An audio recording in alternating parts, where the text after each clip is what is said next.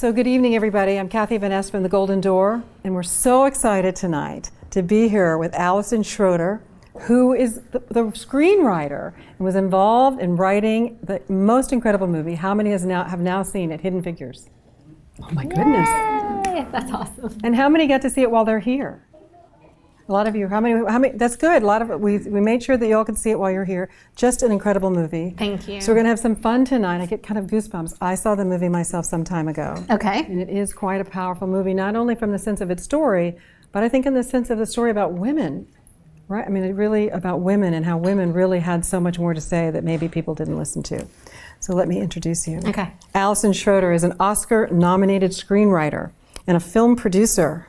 She wrote the film Hidden Figures, earning a nomination for the Academy Awards Best Adapted Screenplay. I mean, talk about hitting it out of the box day one. I don't know, where do you go from here?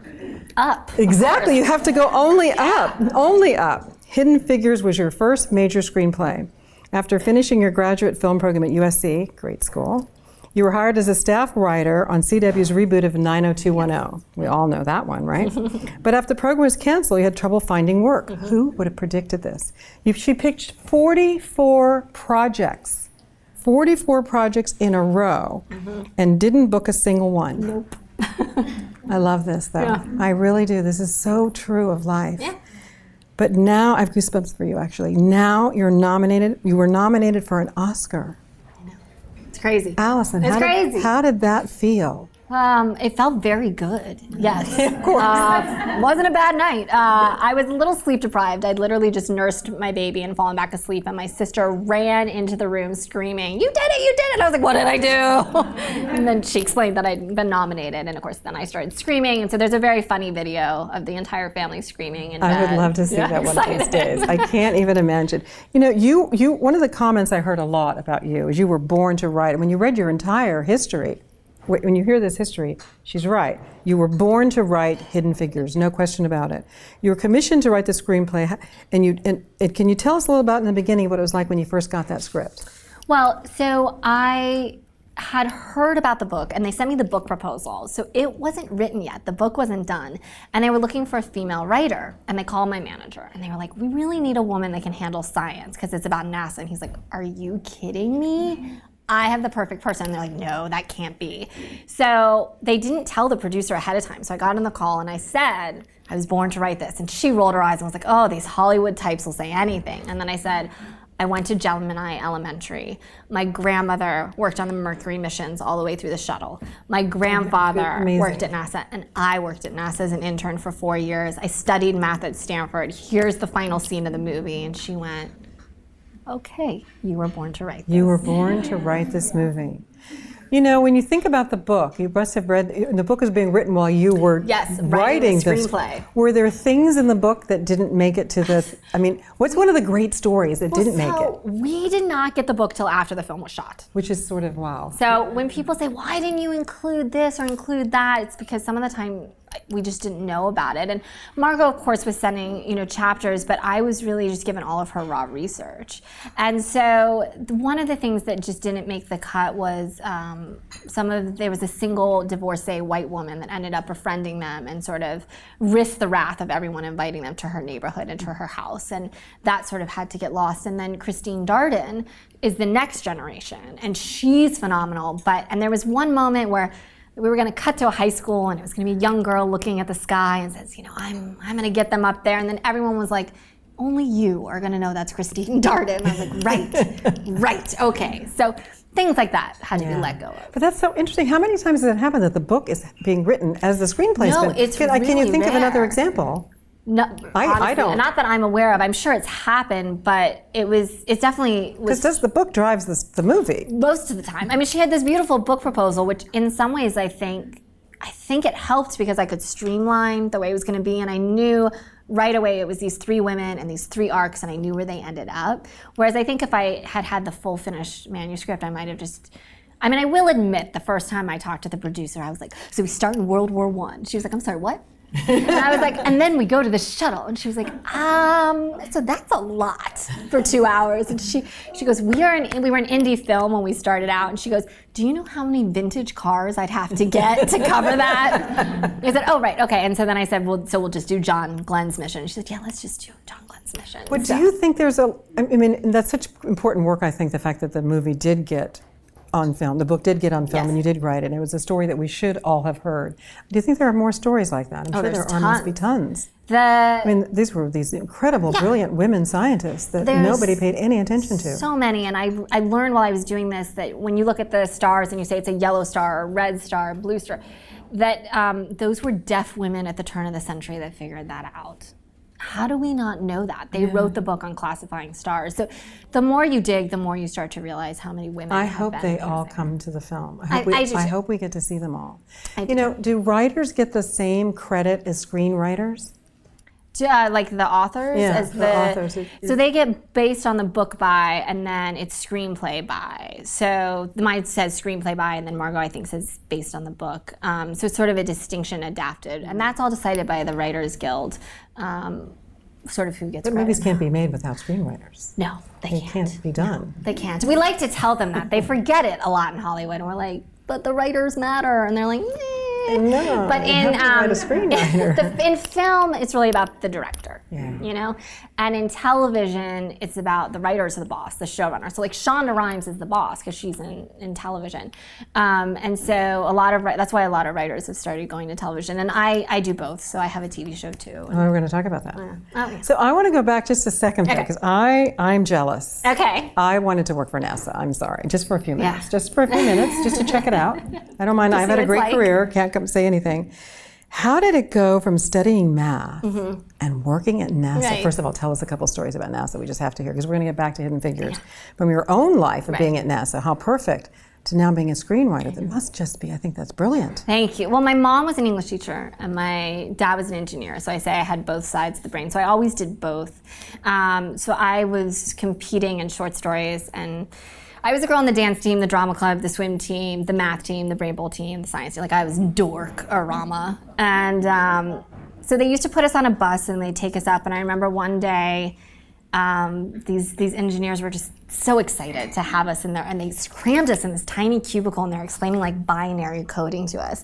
And then they're like, "We have such a treat for you," and we're like ready to see the greatest computer we've ever seen. And they take us in a room, and it's all the pieces of a circuit board, like a dissected machine, and they're like, "Put it together." And we're like, "Oh, okay." And so luckily we had paid enough attention, and so that was the first time I physically built a circuit board. So that was pretty cool. And then another time, they walked us down, blank hallway, and they said, "Okay, we need you to all put your hands in your pockets." And we all got, and they're like, "No, we really need you." And so, no. And they said, "Now, if you take your hands out of your pockets and you touch anything, your parents will be charged $10,000. Oh my gosh. And we went, "Okay." And they opened the door, and there was the shuttle. Oh my God. And they let us walk right underneath it, and of course you don't want to touch those heat tiles because $10,000 a lot. And they let us climb up and look in, and that was, I think, part of the magic was the trust. To be a teenager and have them trust you, it made us feel really special. Yeah. And then they took us to the launch pad, and so that was just part of growing up. How fabulous. Yeah. So how close was Kevin Costner to the real?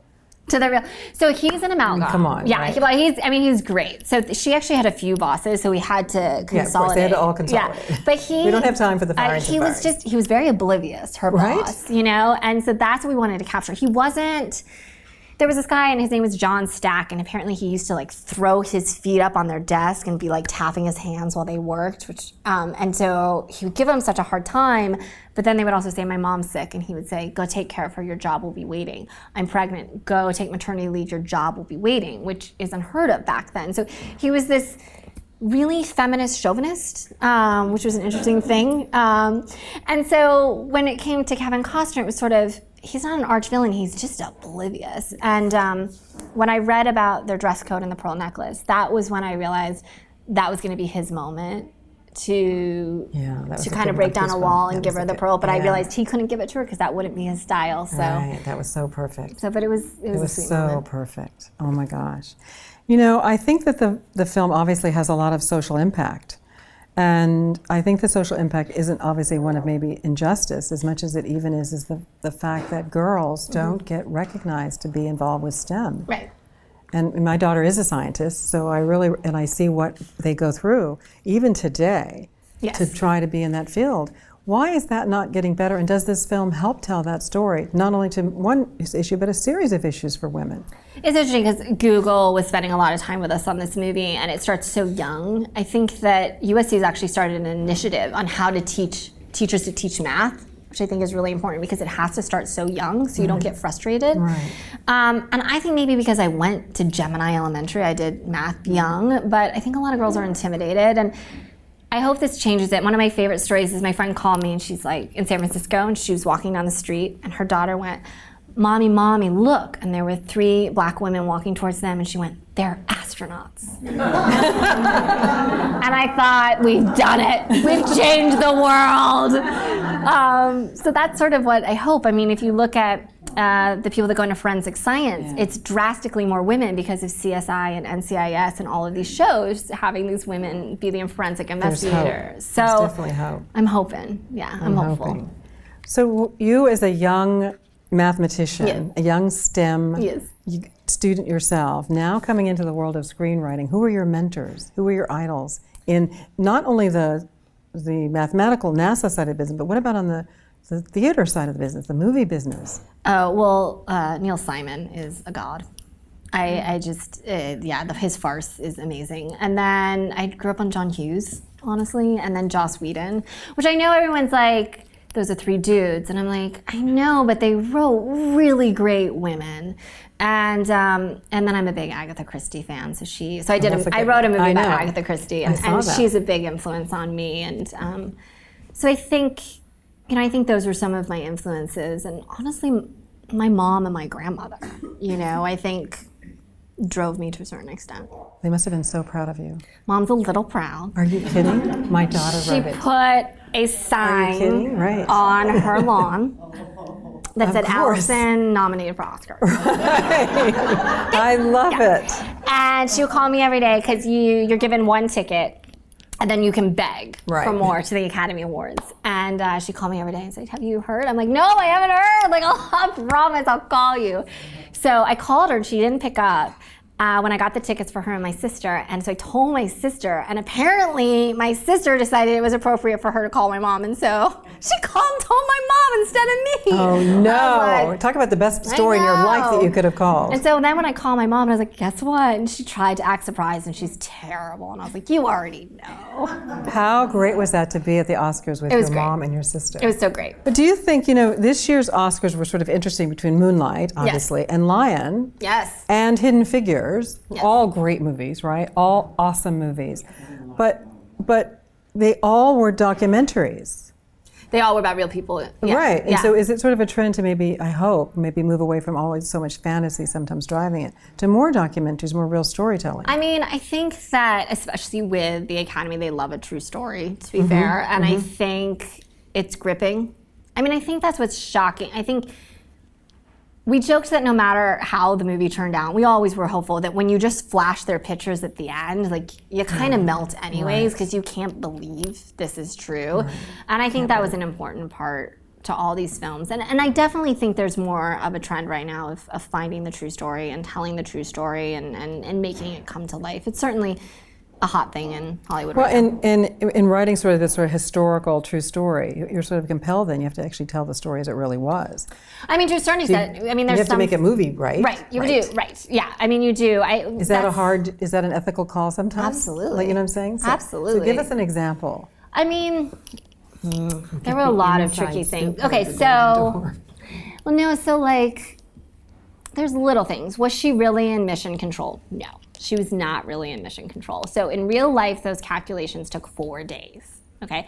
We joke that's the director's cut. Like, we're just like, you remember those Yule logs at Christmas time? We're just gonna have Catherine just doing math for 4 days. And so we were like, okay, we have to make it smaller. And in real life, of course, mission control's in Cape Canaveral. So I literally wrote a scene super close to the truth where she's in the office and they're calling her on the phone to ask her questions, and then you cut to the tracking room and they're realizing stuff, and then they have to call the Cape Mission Control, and then Mission Control says it to the astronauts.